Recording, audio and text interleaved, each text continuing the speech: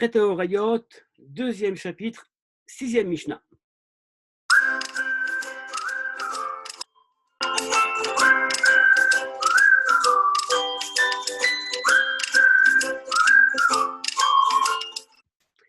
Boker Tov, la sixième Mishnah du deuxième chapitre du traité au Rayot, nous parle des différentes sortes de sacrifices de korbanot à amener en cas de faute involontaire, donc shogeg. Et la Mishnah va donc faire une différence entre les différents personnages qu'on a déjà rencontrés au long de notre Mishnah, qui sont 1. L'individu, 2. Le Beddin, 3. Le Kohen, Mashiach, et 4. Le Nassi, c'est-à-dire donc le roi. Et donc, on a ici, donc, on va dire, une description qui va être assez, je dirais, sèche des sacrifices à amener. Et puis, on va devoir donc réfléchir cette Mishnah de façon un peu élargie. Commençons donc par lire notre Mishnah.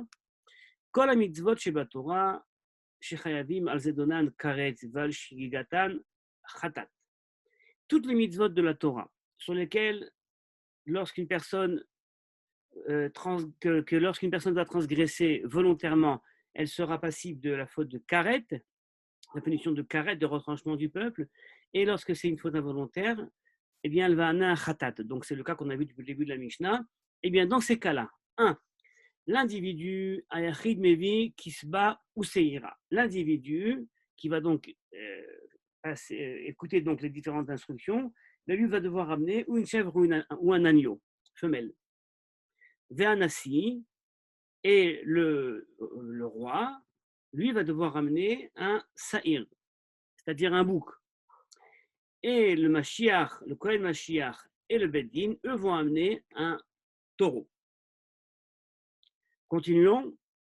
Lorsqu'il s'agit d'une faute qui serait une faute non pas classique, enfin, d'une des fautes de la Torah, mais une faute qui sera liée à l'idolâtrie, alors les choses vont un peu changer. Uba avodazara, et en cas d'idolâtrie, ayachid ve'anassi ve'amashiach, mevi'in se'ira. Donc l'individu, le roi et le Kohen Mashiach vont amener, eux, une se'ira, c'est-à-dire une chèvre, ou Beddin et le Beddin vont amener par Vesaïr un taureau et un bouc, par les Ola, un taureau pour l'expiation, Vesaïr le Khatat, et le Seir en tant que Korban Khatat. Alors je dois vous dire qu'à la lecture de cette Mishnah, eh bien, on se pose des questions et on se dit, mais au fond, d'abord, quelle est la graduation des corbanotes? Première question. Deuxième question, suffit-il d'amener un sacrifice et puis hop, on est pardonné? N'y a-t-il pas besoin de faire autre chose? La Torah ne décrit pas tout le processus qui doit être accompagné, qui doit accompagner l'amènement du sacrifice. Mais ça, en fait, pour tout sacrifice également, la Torah ne décrit pas. Et donc, évidemment, on a besoin de réfléchir. Pour Maïmonide, tout cela est déjà écrit dans les textes. Ce n'est pas la peine de le réfléchir deux fois. Ça apparaît déjà dans la Torah et il faut uniquement donc lire la Torah. Le Mishnah ne fait que résumer ce qui est marqué dans la Torah, ce qui est vrai. Mais alors, essayons quand même de faire un peu d'ordre. Revenons à la première partie de la Mishnah, lequel en fait va amener. D'abord, commençons par les différents sacrifices. On a le par, c'est-à-dire le taureau, un taureau d'à peu près 3 ans, on va dire. On a le saïr, c'est un bouc qui est mâle, et on a agneau et chèvre. Alors, on peut d'abord imaginer qu'il y a évidemment une différence entre ces trois animaux. Le taureau est fort, un mâle, qui est âgé. D'abord, on suppose également qu'en termes pécuniaires, ça coûte plus cher. Ça représente également autre chose. Le saïr, d'accord, plus petit, mais encore une fois, la force, la vigueur. Et ensuite, l'agneau et la chèvre qui coûtent sûrement moins cher. Donc, d'abord, on a une possibilité de lire ces corbanotes sur une grille pécuniaire. Et à ce moment-là, on pourrait dire la chose suivante. Alors, dans une faute comme une autre, l'individu va amener, eh bien, ou alors un agneau ou une chèvre, parce qu'en vérité, donc, il est quelque part victime, c'est-à-dire qu'il a en effet été tronqué par l'instruction du Beddin, donc il ne peut pas dire qu'il n'a aucune responsabilité, il a une responsabilité, mais il doit amener quelque chose de léger, on va dire. Léger un peu à l'image de ces animaux légers, mignons, tendres. Par contre, le Nassi, lui, eh bien, il va devoir amener quelque chose de plus fort, un Sa'ir. Et le Mashiach et le Beddin vont amener, eux, un taureau. Maintenant, au niveau de la sainteté de la chose, ça apparaît également dans les textes et le commentaire de Da'at Mikra le ramène. Le Kohen Mashiach a une sainteté plus grande que le Beddin. Mais ils vont donc amener un par. Donc on voit bien qu'il y a une graduation déjà dans ces trois sacrifices qui représenteraient en fait donc un degré de responsabilité ou alors de culpabilité plus grande.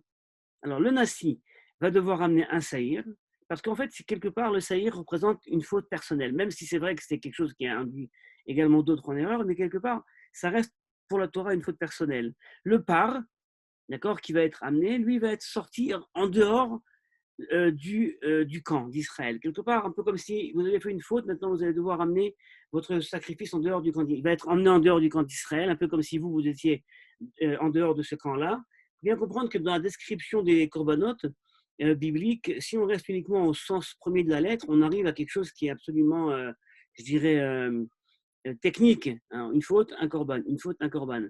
Alors qu'en vérité, dans la tradition déjà de la Mishnah, on voit bien, et les commentateurs, on voit bien qu'il y a tout un processus qui accompagne donc ce corban.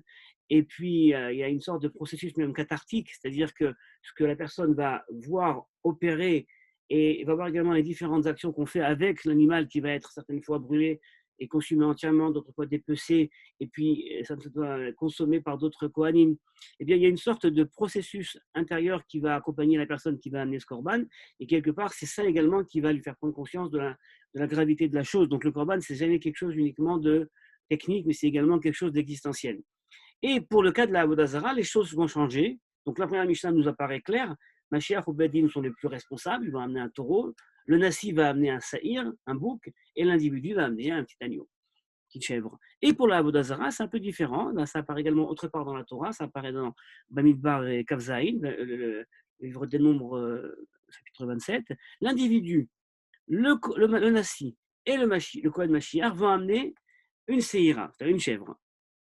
Et le Beddin va amener une chèvre et un taureau par le Olav et le Khatan. Alors là, vous voyez, au niveau de la Avodah Zarah, on aurait pu imaginer que la gravité est plus grande. C'est-à-dire que s'il y a une faute liée à l'idolâtrie, eh bien, à ce moment-là, on aurait pu dire que, bon, allez, le Yachid, l'individu qui lui s'est fait berner, va continuer à amener quand même, on va dire, une Seira comme avant, mais le Nassi, le Kohen Mashiach, eh bien, porte une responsabilité plus grande. À ce moment-là, ils auraient donc peut-être dû être taxés d'un korban plus grand, mais le texte de la Torah les englobe les trois dans ce qu'il appelle Veim Nefesh Achat, si une personne faute, et ils sont les trois englobés et comparés dans cette catégorie-là. Et le Beddin, quant à lui, donc, va amener quelque chose donc, qui est lié beaucoup plus donc, à une responsabilité plus grande. Donc, par Vessaïr, le Beddin a également une fonction, je dirais, théologique, pas uniquement juridique. Donc, l'erreur du Beddin va influencer sur beaucoup plus de personnes. L'erreur du Nassi, au fond, le Nassi, c'est une fonction politique qui peut se tromper au niveau théologique. Peut-être que sa responsabilité est moins grande. Et pour le Kohen Mashiach, c'est vrai qu'a priori, on aurait pu imaginer qu'une erreur justement commise par le Kohen Mashiach au sein du temple aurait été taxé d'une plus grande, je dirais, responsabilité ou culpabilité en amenant un corban qui serait peut-être comparable à celui du Beddin, mais la Torah le fixe différemment et c'est en ça pour nous une question qui restera ouverte et à laquelle on essaiera de répondre une prochaine fois. Bonne journée et à demain.